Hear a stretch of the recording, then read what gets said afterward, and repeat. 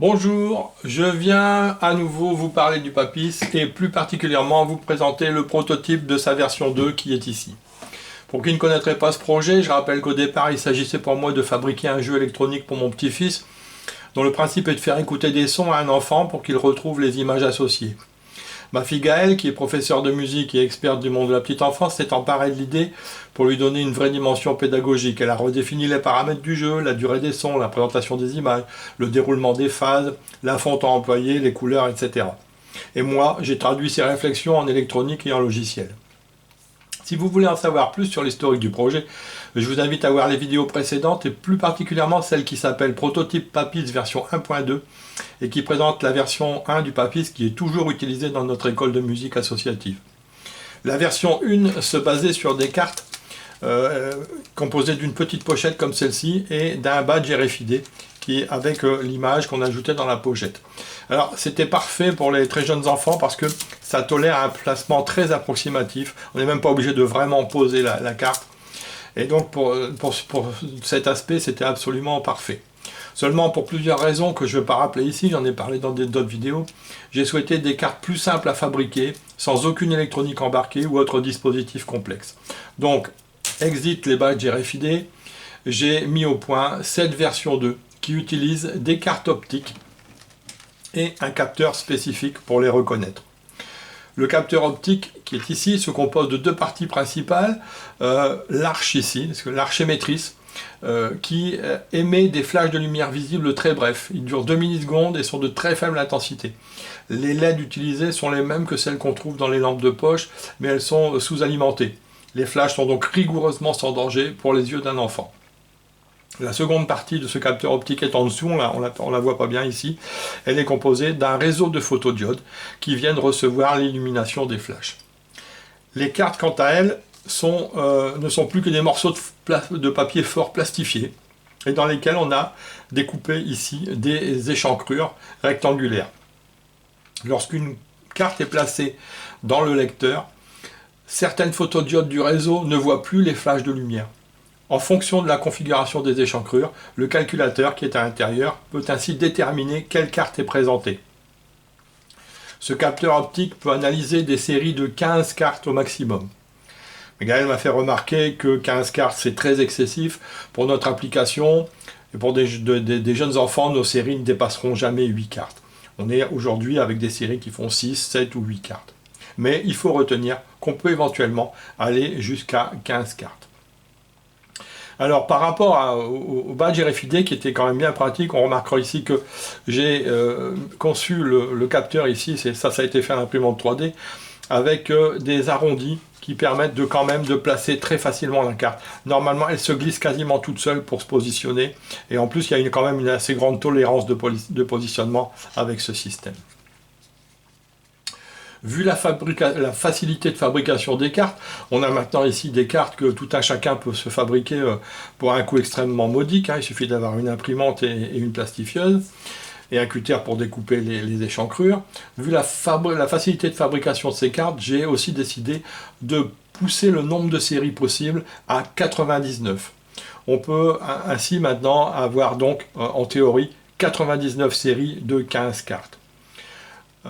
On note d'ailleurs que ici sur chaque carte est rappelé le numéro de la série pour faciliter le tri et pour garantir que l'enfant travaille bien avec la bonne série de cartes par rapport à la série de sons qu'on va programmer dans l'appareil avec ces deux roues codeuses ici qui permettent de choisir avec quelle série on travaille. Là je vais travailler avec la 1, donc je vais remettre sur la 1. Voilà. Bien entendu, il y a autant de sons associés que de cartes. Donc en théorie, 99 séries de 15 cartes, ça fait 1485 sons, plus quelques sons annexes. Tous ces sons sont au format MP3 et ils sont contenus dans une carte micro SD qui est à l'intérieur de l'appareil. On n'a normalement jamais à y toucher, à la manipuler, c'est pour ça qu'elle n'est pas accessible, parce qu'elle peut très bien contenir les 1485 sons dans une seule carte. Voilà, bon, j'ai parlé un peu trop, je vais passer tout de suite à la présentation et à la démonstration. Le papier, c'est ça, j'ai tout mis dans une boîte en bois, en fait, j'ai découpé ça dans un morceau de lambris déclassé. Et on voit ici qu'il y a derrière la grille un petit haut-parleur pour émettre les sons. Un jack 3,5 ici parce que les enfants aiment bien travailler avec un casque. Donc possibilité de brancher un casque plutôt que le haut-parleur. J'aurais pu mettre un jack à coupure ici pour basculer automatiquement du haut-parleur sur le casque, mais j'ai préféré utiliser ici ce petit commutateur car j'ai souhaité ajouter une fonction d'atténuateur. Donc le petit commutateur ici, au moment où on bascule en fonction casque, introduit un diviseur par 10 pour être sûr que l'enfant ne se prenne pas des décibels en excès dans les oreilles. On a évidemment un interrupteur marche arrêt. Et un voyant qui s'allume faiblement rouge pour indiquer que l'appareil est en marche. Alors, il n'était pas indispensable, mais il faut savoir que cet appareil n'est pas branché au secteur, il fonctionne avec des piles évidemment. 4 piles LR6 qui ont une grande autonomie. La version 1 est toujours avec les mêmes piles depuis plus de 6 mois. Donc voilà, l'autonomie est importante, mais si on oublie d'éteindre l'appareil, forcément, elles ne vont pas durer longtemps. Donc ce petit voyant rouge permet de se rappeler qu'on n'a pas oublié. Un petit potentiomètre de volume qui permet de compenser l'usure des piles ou les enfants en fonction de l'environnement sonore, etc. Ils peuvent ajuster le volume. Évidemment, j'en ai parlé ici, le système de recodeuse, c'est ce que j'ai trouvé le plus simple pour choisir avec quelle série on travaille.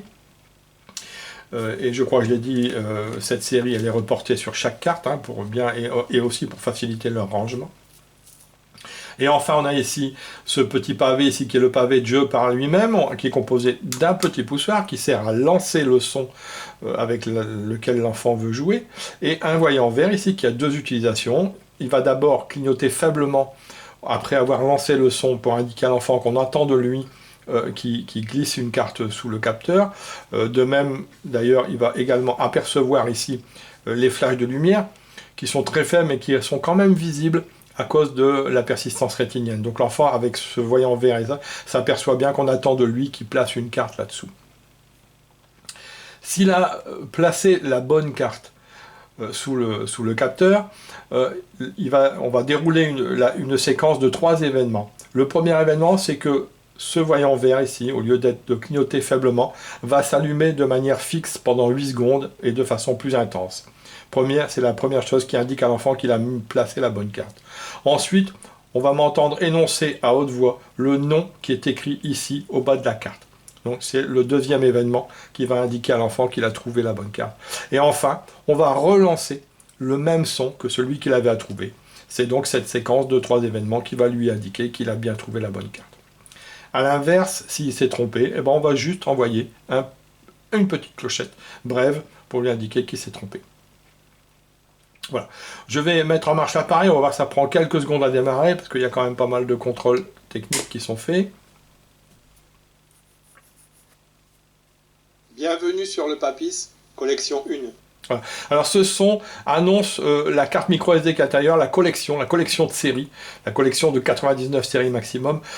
Ça sera toujours la même. Si on ne veut pas entendre ce son, qui est d'ailleurs émis une seule fois à la mise sous tension, donc le bienvenu on peut le laisser éventuellement, mais si on ne souhaite pas l'entendre, il suffit de remplacer le fichier MP3 qui est dans la carte micro SD par un fichier MP3 vide, à 0 caractère, et on n'entendra rien. Ensuite on va voir ici, donc là tout est éteint. On attend que l'enfant appuie sur le bouton pour lancer le jeu. Vous allez entendre, au moment où je vais appuyer sur le bouton, qu'on va m'entendre annoncer le nom de la série. En l'occurrence, c'est Famille des cordes. Cette annonce de nom de série, elle n'est émise qu'une seule fois au moment de la recherche de la première carte. Ensuite, pour les 7 cartes suivantes, on ne l'entendra plus. C'est pareil, on peut le remplacer par un son vide pour ne pas l'entendre, mais je suggère de le garder. Parce que si l'enfant joue en boucle avec toujours la même série, cette annonce lui permettra de comprendre qu'il a repris au début de la série, donc il peut ramasser ses cartes pour reprendre la même série. Donc elle est quand même assez importante cette annonce. Je vais lancer, on va l'entendre cette annonce. Famille des cordes.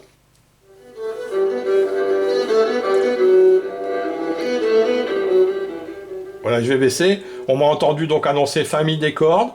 Et comme je disais, ce voyant ici clignote faiblement pour indiquer à l'enfant qu'il doit placer la carte sous l'arche.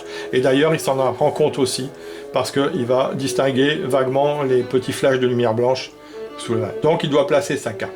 Alors, en l'occurrence ici, c'est, si je ne m'abuse, vous me pardonnerez, moi je suis vraiment pas musicien pour dessous, c'est le violoncelle, mais je finis par les connaître par cœur quand même.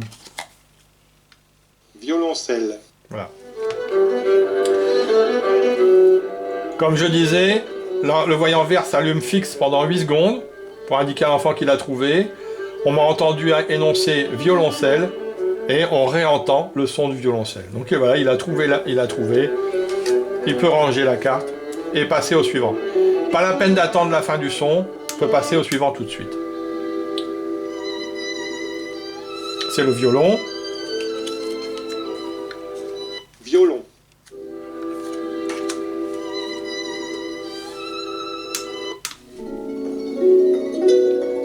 Ça, c'est la harpe. Harpe.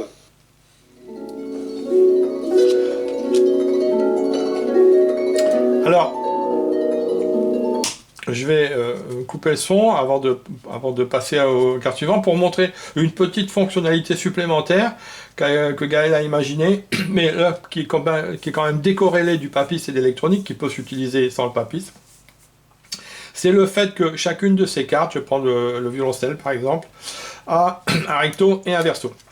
Au verso, on retrouve la même image, la bande grise là-haut, et ici surtout, il n'est plus écrit violoncelle.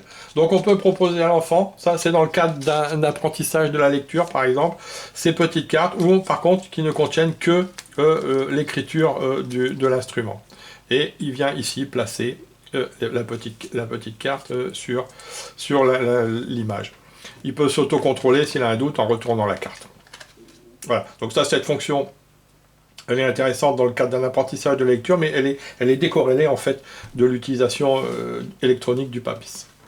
Je vais reprendre, je remets le son et je passe au suivant. On va un peu accélérer pour terminer la séquence, la série. Alors là, c'est la contrebasse. Je vais me tromper volontairement pour illustrer le fait que... Vous voyez comment ça se passe quand on se trompe. Voilà, on entend simplement la petite clochette. Alors là, si il ne se rappelle plus du son, j'ai pas trouvé l'alto, il peut rappuyer. Voilà, c'est la contrebasse. Contrebasse. Alors ensuite, on a vu que les cartes sont recto-verso. Donc forcément, elles doivent fonctionner également s'il les met à l'envers. On va passer au suivant. Voilà, c'est le ukulélé. Je vais le mettre à l'envers volontairement. Ukulélé. Voilà. On va terminer. Ça, c'est la guitare. Guitare. Le piano. Piano. Et... à moins que j'ai un énorme problème, maintenant on devrait entendre l'alto. Voilà. Alto. Alors là on a épuisé la série. Je vais baisser le son. On a épuisé la série. Si je rappuie sur le bouton, on va rejouer avec la même série. Mais pour bien indiquer à l'enfant qu'on reprend au début de la série, on va me réentendre annoncer famille des cordes, qui lui permet de savoir qu'il doit ramasser ses cartes et pour passer à la suite. Je vais le lancer tout de suite. Famille des cordes. Là on entend le violon, on note que tout à l'heure on avait commencé avec le violoncelle, cette fois c'est avec le violon. Forcément, à chaque partie, à chaque relance de la série, l'ordre des cartes est tiré aléatoirement, sinon ce serait trop facile si elles étaient toujours dans le même ordre, bien entendu. Je crois que j'ai illustré le fonctionnement complet du papis. Je vais le faire taire un peu. Et moi, je ne vais pas tarder à me taire aussi, rassurez-vous. J'en ai terminé. Donc là, si quelqu'un veut des précisions sur les aspects techniques, la construction, la fabrication, il faut savoir qu'au point de vue matériel, fabriquer un papis, globalement, je n'ai pas calculé, mais il doit y avoir maximum entre 30 et 40 euros de matériel là-dedans. Hein. C'est quelque chose qui est fabriqué au départ autour du projet Arduino. Et là, par contre, avec un calculateur que j'ai mis au point, mais avec un Arduino, ça fonctionne bien. Et donc, ça coûte pas très cher en matériel, c'est pas mal de travail par contre, hein, fabriquer la boîte, tout ça, assembler, câbler, il y a des circuits imprimés à faire parce qu'il y a une partie d'électronique spécifique pour le capteur optique, etc. Et pour l'encodage des roues codeuses, donc tout ça, il y a de l'électronique spécifique, mais c'est vraiment pas compliqué. Et c'est à la portée de l'amateur d'électronique moyen que je suis. Bon, voilà, j'en dirai pas plus, je reviendrai peut-être bientôt, mais plus avec des vidéos sur le papier, je vous le promets, parce que je vais m'engager dans un projet fondamentalement différent. Mais en attendant, et je vous remercie de votre patience et de votre attention, j'espère que le Papis version 2 va séduire beaucoup de monde, et en attendant, eh ben, je vous dis à bientôt.